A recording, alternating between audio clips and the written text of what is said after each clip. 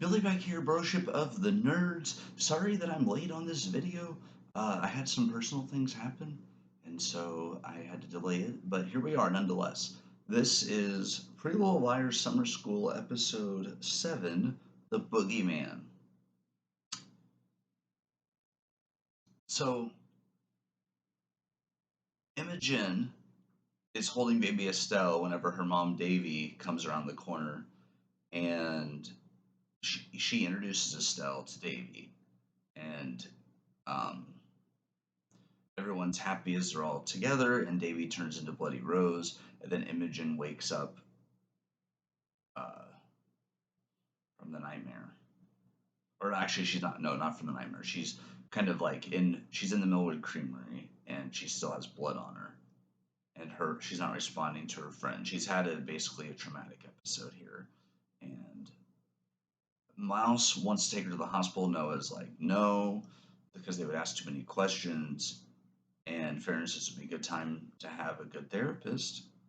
Tabby wants to know if Imogen's okay, and Imogen says no.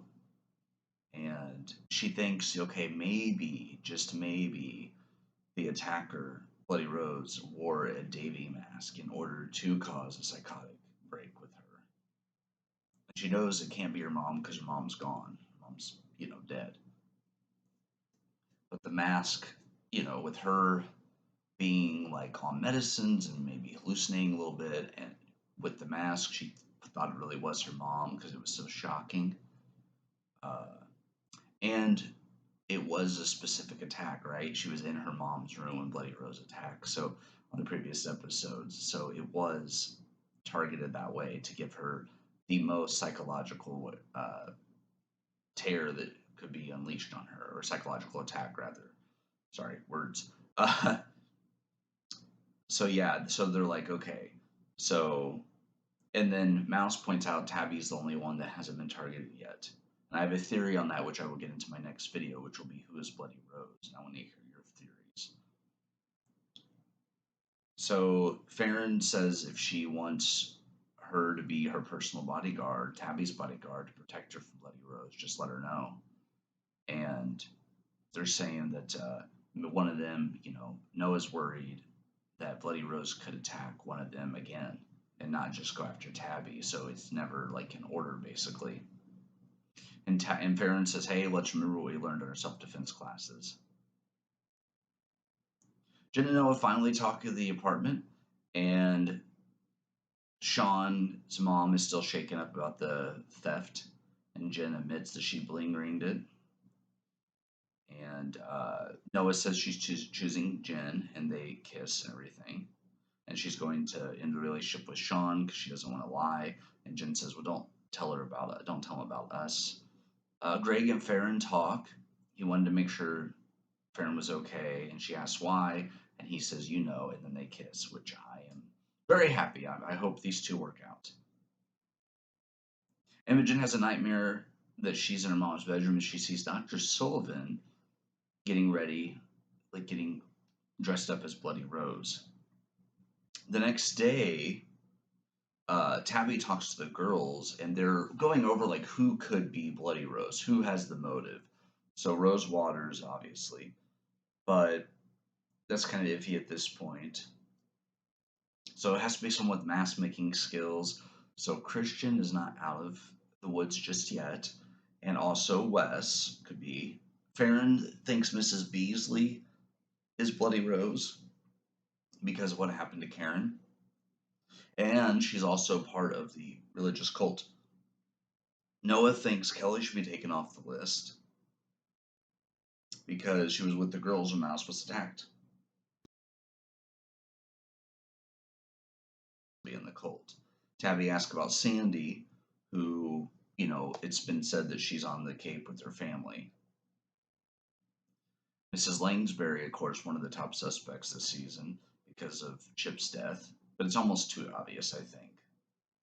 And Imogen still thinks it's Dr. Sullivan, which once again, she played a good red herring in the first one, in the original series. So Imogen calls Dr. Sullivan and leaves a voicemail pretending to have a psychotic break to try to schedule a meeting with her.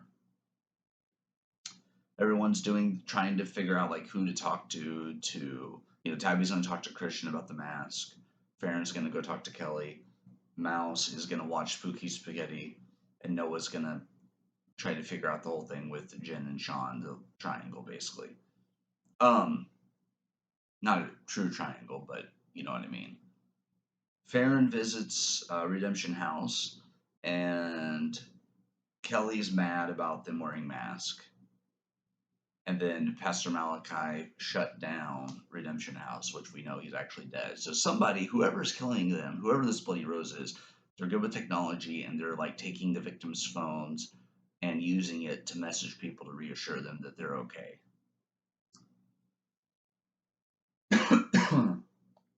And then Farron reveals there's another killer who could be after them and Kelly, and there's suspicions of her mom, and that red roses are the calling card of Bloody Rose. And then Kelly, it seems like something hits her, like she had this moment of realization, right? That maybe she knows more than, or she knows who it is.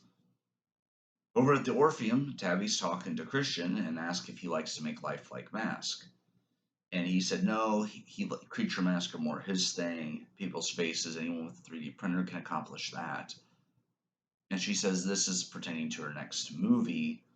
And then Wes comes in and says he's quitting the theater. That Tabby was right. It's a dead end for him, and he's got a buddy that used to be roommates from NYU who's working for A24, so he's going to see if he can get his break there. And he also recommended them both to Mrs. Orpheum to be co-managers, and they can do their special programming, which Christian's very excited about. And then he apologizes for being a dick to both Tabby and Christian. He tells him take care, and then he leaves. Noah and Sean have a talk after the run, and Noah says, "Hey, I need to break up with you." She just says things that don't feel the same way, and Sean wants to know what else is going on, and Noah says nothing. They just can't date anymore. Kelly calls Sandy's mom to ask where Sandy is. She goes, "Oh yeah, she's busy with Redemption House, and she's texting every day." So somebody is using her phone to reassure and to keep Sandy's mom updated with her whereabouts. And then at the Mill Community Pool, Coach Rose is telling Farron that there's a complaint from String Being about firing, saying that he was bullied and it was wrongful termination. And they said they have to open an investigation, and he recommends she speak to a lawyer. Christian talks to Tabby about a film festival idea, and she sees Bloody Rose entering, but it ends up being a hallucination. And she just explains she's dealing with a lot right now. And then Billy Crane comes in. He's a film film location scout, and the director that he's working with wants to film at the theater, but Tabby thinks it's about the Millwood massacre, which ends up being correct, by the way. Imogen talks to Dr. Sullivan about what she experienced at Redemption House, about Bloody Rose and Spooky Spaghetti, and how she thinks Dr. Sullivan is Bloody Rose. And then Dr. Sullivan does tell her that how she met Archie Waters through Rose, and um, kind of the story of that he was her boogeyman because she didn't help enough, so Archie came after her. And then she talks about her son Sebastian. He went out for a night for a jog and never made it home, and he was killed by A. So Archie, we think, killed him. And they never found the person though responsible for the death. So that's kind of and Imogen, I do think, is believing the story. Kelly sees her mom in the garden doing work to the roses, and she asks her mom about Sandy being at the Cape. And yeah, said, yeah, that her mom, Sandy's mom, told her she was going to the Cape. So, and then she says, hey, let's go see Karen at the cemetery. But she's having suspicions about things. Mouse sees a father and son who's selling a laptop, but he has a bandage on his forehead, so he's obviously doing things for part of the cult. So there's more going on there. And she's trying to come up with a way to stop the reckoning on Spooky Spaghetti. So she has a crazy idea of pretending to be Angela Waters, who's asking for peace and is hoping this will clear things up.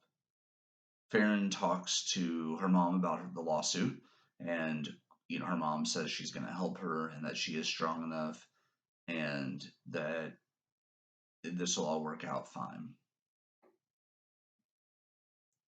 Sean is having like flashbacks of moments where he's starting to piece together that Jen and Noah were like together. Um, Tabby's talking to Christian at Christian's place, and there's an article about Noah Massacre becoming a film, and it's going to be whitewashed to hell, and they're both mad about it. Imogen tells Johnny about Bloody Rose, and she wants to believe Dr. Sullivan's story, but she's having a hard time and can't find anything about Sebastian online. Um, and Johnny invites her to stay the night so he can protect her, basically. And then Tabby gets a message from Imogen saying, "Hey, I'm staying over." And so Christian and her, he offers, for her to stay over, or she wants to stay over, and he says, "Yeah, yeah," because Farron, Tabby asked if she could stay over with Christian. He goes, "Sure, if she wants to." Mouse looks at Spooky Spaghetti, and everyone knows it's actually her, not Angela. They're angry, and they're saying we should target Aunt Lola first. And then Tabby has a dream that the Orpheum's taken over by the filmmakers of Villain Massacre, and Wes ends up being the director. And then Rose stabs her, and then she wakes up, and Christian's sleeping on the floor next to the bed. The next day, Thursday, Farron talks to Coach Rhodes about the lawsuit and shows her a captain's log and a statement from the mother of the child that she saved. So that will hopefully shut this down. Imogen wakes up in bed next to Johnny. She actually sleeps, kisses him, tells him he's better than him, and then leaves to go to class. And then Imogen and Tabby bump into each other on their way in. And they show up late and promise it won't happen again. And Noah says, "Hey, double walk of shame if I've ever seen one," which makes everyone happy. The girls want to know what went down with Imogen, Johnny, Tabby, Christian. They admit nothing much, but they both slept well. Uh, So now they're talking about basically Mouse reveals she made everyone mad on Spooky Spaghetti, and she's trying to get her computer teacher to figure out where the website's coming from and to try to shut it down. So the teacher may play a big role in the season finale. He also could be one of the victims as well. Imogen gets a phone call, which scares all the girls. Dr. Sullivan says she can prove her story about her son. Kelly and her mom are visiting Karen's grave. Kelly asked her mom who blames for Karen's death. She said Archie killed them, but it started with the horrible video at the Orpheum. So she has not forgiven the girls for what's happened, so she suspects her mom could be Bloody Rose. Tabby and Christian go to Wes's apartment and find it empty. They can't believe that he actually left. Um, and Christian wants to take Tabby and leave Millwood to escape Bloody Rose. She's like, "Well, I can't because I have to be here for my girls. What if they follow us anyways?" Let's see. Kelly offers her mom to go to the prayer room and wants to pray for Karen, so her mom agrees, and then she offers to make another cup of tea, obviously drugged her. Uh,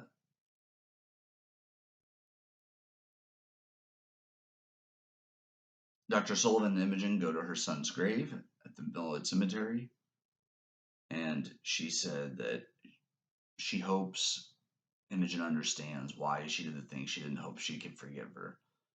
And she asked for Imogen wants to give Dr. Sullivan some privacy, and she said, "Sure." Noah finds Jen crying. Sean came over mad and punched through the wall. And then Noah takes a baseball bat and leaves. Kelly locks her mom in the prayer closet after drugging her, and she calls Farron and says she needs to talk to her at the pool. Farron and Greg go to a date on Pinball Pizza. The phone rings, but Farron doesn't hear it or whatever because it was on vibrate. And Greg is saying, "Hey, you're the best of us. I know it gave you a lot of hell, but you were the best of us. You need to be at the pool." And she says, "Yeah, she knows, but she realized she needs to get out of there. Imogen goes to see her mom's grave, and she sees some roses next to Karen Stone.